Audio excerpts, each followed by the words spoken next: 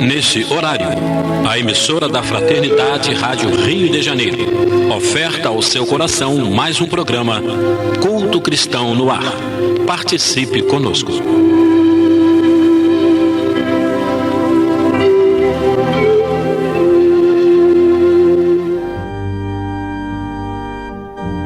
Queridos ouvintes, nós estamos reunidos para dar início a mais um programa Culto Cristão no Ar, que tem como finalidade, eu sempre repito isso, porque é o objetivo do programa, incentivar as famílias à realização dessa prática que é bastante salutar, tendo em vista algumas mensagens, principalmente uma de Joana de Andes, com o título Jesus Contigo, que fala sobre a importância do culto do Evangelho no lar e nos corações de uma família.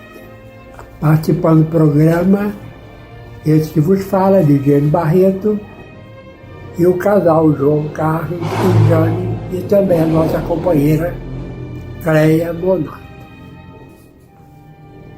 Então leremos hoje do livro Convites da Vida, pelo espírito de Joana de Ângeles, psicografia de Valdo Pereira Franco, a mensagem Convite à Resignação.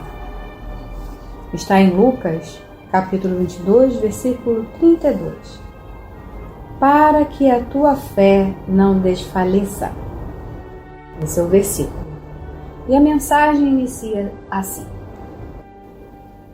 Enquanto debandam das lides enobrecedoras trabalhadores que te pareciam exemplo de estoicismo, sentes o coração dilacerar-se e tens a impressão de que não suportarás os rudes embates que se te sucedem contínuos.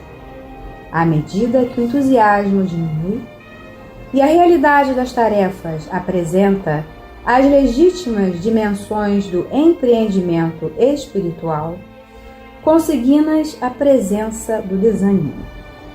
Afinal, reflete, estão escassos os líderes autênticos aos teus olhos, enquanto a confusão aumenta e a face do ceticismo gargalha vitoriosa.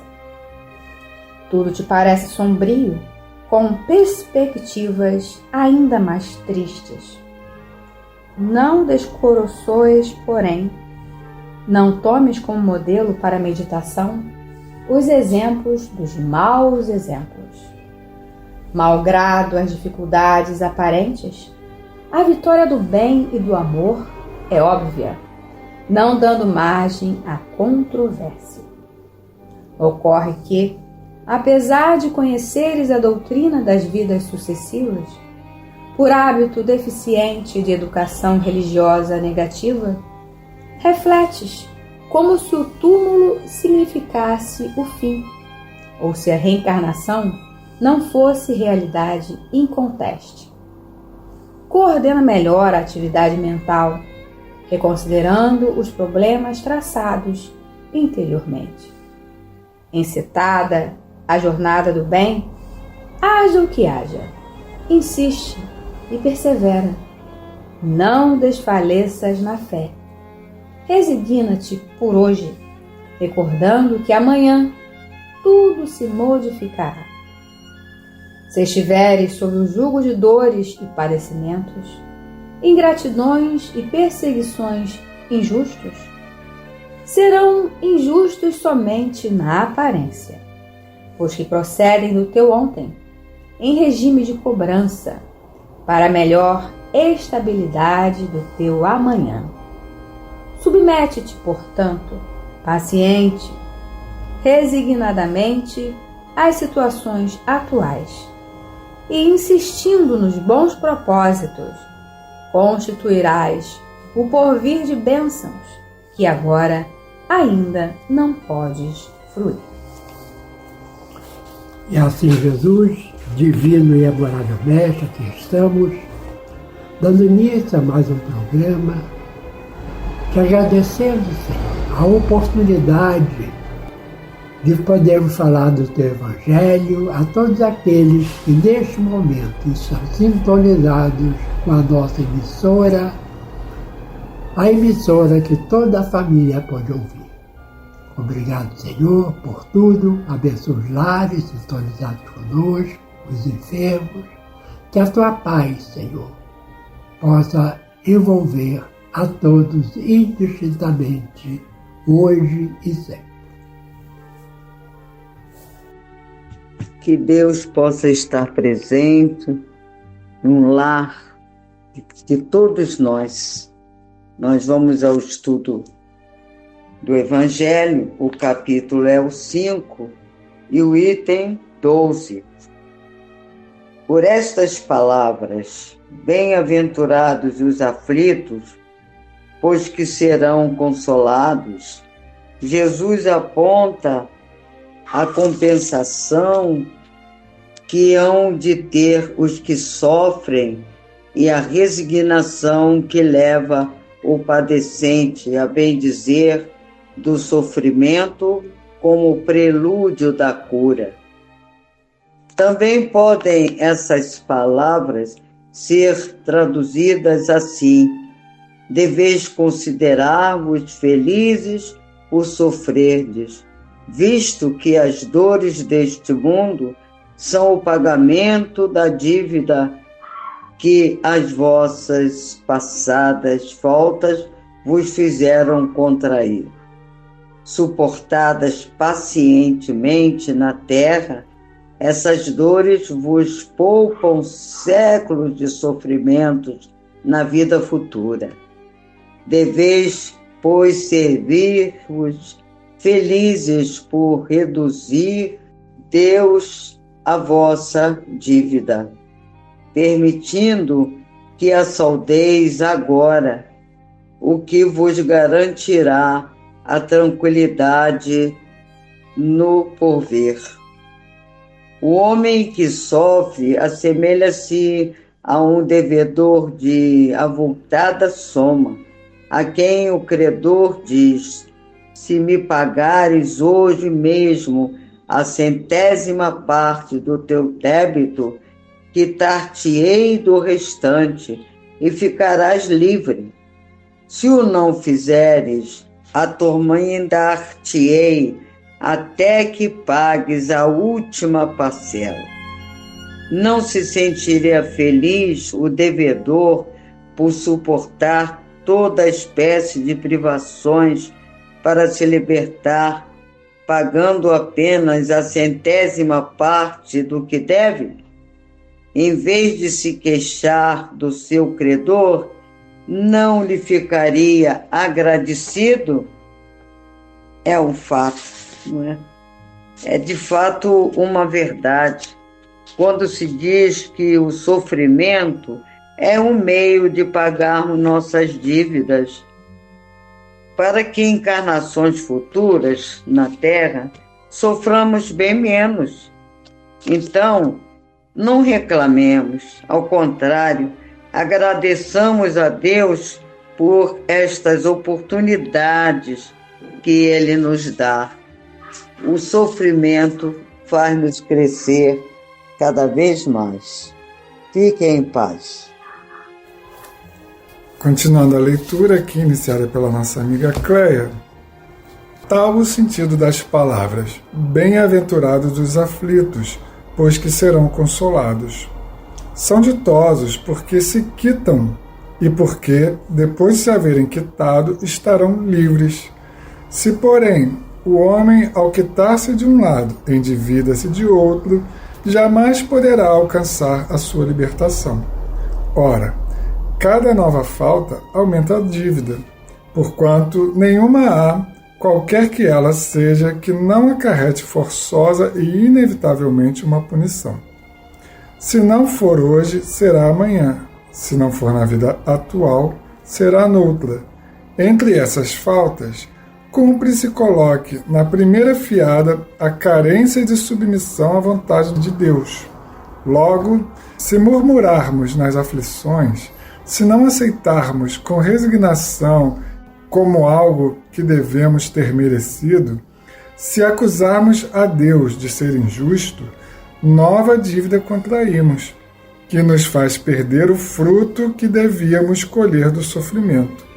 É por isso que teremos que recomeçar absolutamente, como se a um credor que nos atormente pagássemos uma cota e tomássemos de novo por empréstimo. É interessante essa comparação das nossas faltas morais com a questão financeira do empréstimo, né? Que a gente sabe que é sempre uma bola de neve. Mas Deus, ele não coloca juros tão altos, ele simplesmente nos dá condições de pagar. E é interessante também que ele fala aqui que não basta, não é o sofrimento em si que faz com que nós saldemos nossos débitos, né? É o sofrimento com resignação, né? Porque se a gente sofre, mas não é resignado, não aceita o sofrimento, a gente, como ele diz aqui, está contraindo novos débitos, né? Está pagando uma parcela e está pegando dinheiro emprestado de novo. Porque, como diz aqui, né? Deus estabeleceu leis, que uma delas é causa e efeito. E a maioria das pessoas não tem conhecimento disso. Mas mesmo assim isso não justifica, porque se a gente entende que Deus é bondade e é justiça, Ele não vai punir as pessoas que não mereçam ser punidas. Então não é Deus que castiga. Deus apenas faz com que as suas leis sejam observadas. E, infelizmente, a maioria das pessoas estão completamente distraídos em relação às coisas espirituais. E aí vem sempre a revolta, a falta de ânimo, o desespero ante algumas situações, porque as pessoas não se preparam para isso. E com essa postura, se a dívida não for paga nessa encarnação, consequentemente será na outra, porque a lei de causa e efeito ela irá se cumprir sempre, ela é inexorável. Ao entrar no mundo dos espíritos, o homem ainda está como o operário que comparece no dia do pagamento. A uns dirá o Senhor: aqui tens a paga dos teus dias de trabalho. A outros, aos venturosos da terra, aos que hajam vivido na ociosidade, que tiverem feito consistir a sua felicidade nas satisfações do amor próprio e nos gozos mundanos, abre aspas, Deus dirá: nada vos toca, pois que recebeste na terra o vosso salário. Ide e recomeçai a tarefa. Fecha aspas. Aqui diretamente, né, está se falando de uma das parábolas de Jesus, né, que é a dos trabalhadores da primeira hora. Né? E a gente observa que Jesus, quando a contou, ele tinha esse objetivo de chamar a atenção das pessoas para que as dívidas devem ser pagas no momento certo e o trabalho também tem que ser feito com qualidade, né? Porque a gente vê pessoas que têm um prazer em trabalhar e outras que se revoltam, que estão sempre reclamando. Né? E às vezes o salário não é tão ruim assim, mas a pessoa criou aquele hábito, né, de reclamar da vida. Né? E com isso vivem amargamente e uma pessoa que vive assim não pode ser feliz. Aí nós temos agora o item 13, que vem dizer: o homem pode suavizar ou aumentar o amargor de suas provas conforme o modo por que encare a vida terrena. Tanto mais sofre ele, quanto mais longa se lhe afigura a duração do sofrimento. Ora, aquele que a encara pelo prisma da vida espiritual apanha, num golpe de vista, a vida corpórea. Ele a vê como um ponto do infinito, compreende a curteza e reconhece que esse penoso momento terá presto passado. A certeza de um próximo futuro mais ditoso o sustenta e anima, e longe de se queixar, agradece ao céu as dores que o fazem avançar. Interessante que algumas pessoas até dizem assim, mas como que a gente vai agradecer a dor? Porque é através da dor que a maior parte da humanidade ainda consegue progredir um pouco. Porque, segundo Emmanuel, nós evoluímos através do trabalho, que é o suor, ou da dor, que são as lágrimas. Até que o companheiro sempre dizia que é sempre vertendo água, ou pelo suor ou pelas lágrimas. Mas a pessoa que só vê as coisas ruins da vida, ela vive amargamente, perde o sentido da sua existência e com isso progride muito lentamente.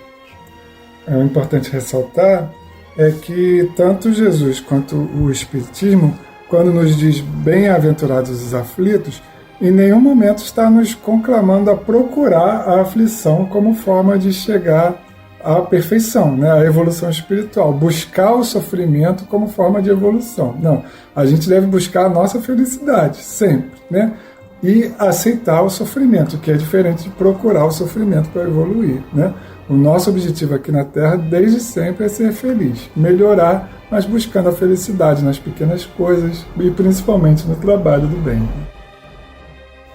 Aí continua aqui o último parágrafo.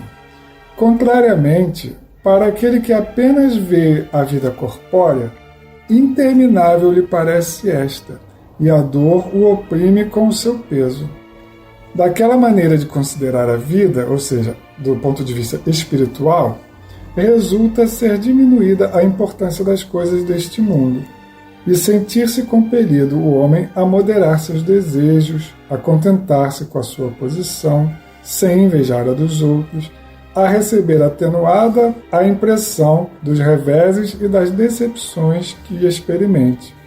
Daí, tira ele uma calma e uma resignação tão úteis à saúde do corpo quanto à da alma, ao passo que, com a inveja, o ciúme e a ambição, voluntariamente se condena à tortura e aumenta as misérias e as angústias de sua curta existência. Esse último parágrafo de Kardec faz lembrar um item que nós já lemos lá no comecinho do Evangelho, que é o ponto de vista, que fala que quando a gente se coloca do ponto de vista do Espírito, é como a gente subir no alto de uma montanha e de lá a gente vê todos os prédios pequenininhos, Quando a gente se coloca do ponto de vista da vida material, a gente se coloca do ponto de vista mais baixo e os prédios parecem enormes ao nosso redor, E esses prédios podem ser símbolo dos nossos problemas, das nossas angústias. Então, é isso, A gente deve entender o sofrimento como processo evolutivo, muitas vezes causado por nós mesmos, ou nessa vida, ou em vidas anteriores, e a partir do entendimento buscar sempre a felicidade, através da boa conduta, do trabalho, do amor ao próximo. E é bom sempre lembrar que a doutrina espírita, e o próprio cristianismo, ele nos conclama, como o João já falou, a ser felizes. Então, você vai dizer, a pessoa é masoquista, gosta de sofrer. Não, o espírito não gosta de sofrer. Nós entendemos a função do sofrimento, mas a gente sempre procura viver melhor e construir sempre um futuro melhor dentro desse entendimento que a doutrina nos oferece. Que é aquele problema, o título do assunto, motivo de resignação. O motivo de nossa resignação é conhecimento da verdade. Não é em vão que uma das músicas mais cantadas pelos espíritas se chama Alegria Cristã. Do livro Virtudes e Verdades, de Lidiênio Barreto de Menezes, vamos ler o poema Resignação, baseado no capítulo 5, item 12, que é o versículo que diz assim: Bem-aventurados os aflitos, pois que serão consolados. Jesus aponta a compensação que hão de ter os que sofrem e a resignação que leva o padecente a bendizer o sofrimento. E há ainda uma explicação sobre o que é resignação. Resignação é a renúncia espontânea de uma graça ou de um cargo, submissão paciente aos sofrimentos da vida. E vamos ao poema. Dos conceitos citados e existentes no mundo, ao nosso objetivo usaremos o segundo. Pois a resignação que por nós foi pedida é a nossa submissão aos sofrimentos da vida. Exemplo desta virtude foi de Madre Teresa. Abdicou da fortuna para atender à pobreza. Tornei-me um mendigo, Pestalozzi disse um dia, para que cada pobre tivesse mais alegria. Há mais de 2000 anos, Jó assim se expressou: Deus me deu tudo na vida e também tudo tirou. Maior exemplo foi Jesus, falar do reino de Deus. Ele a tudo renunciou para enfrentar os fariseus. Para a nossa evolução e corrigir o passado, o que temos feito de bom e também renunciado? E assim, Senhor, debaixo da Tua paz, da Tua proteção, nós te pedimos por nós mesmos que sejamos mais resignados aos desafios da vida que se apresentam à nossa frente. Não só sejamos resignados, mas que encontremos nos Teus ensinamentos, na doutrina espírita, na família, nos amigos, a força necessária para seguir adiante, subir as montanhas, enfrentar os obstáculos. Abençoa, Senhor, todos aqueles que estão sofrendo, se sentindo desamparados, desanimados, sem forças, que possam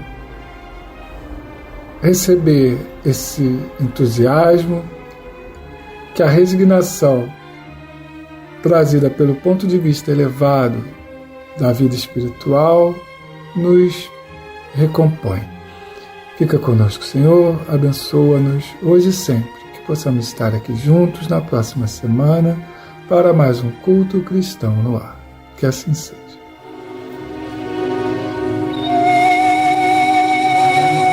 Este foi mais um programa Culto Cristão no Ar, que ofertamos ao seu coração pelas ondas amigas da Rádio Rio de Janeiro. Volte a estar conosco na próxima segunda-feira, nesse mesmo horário.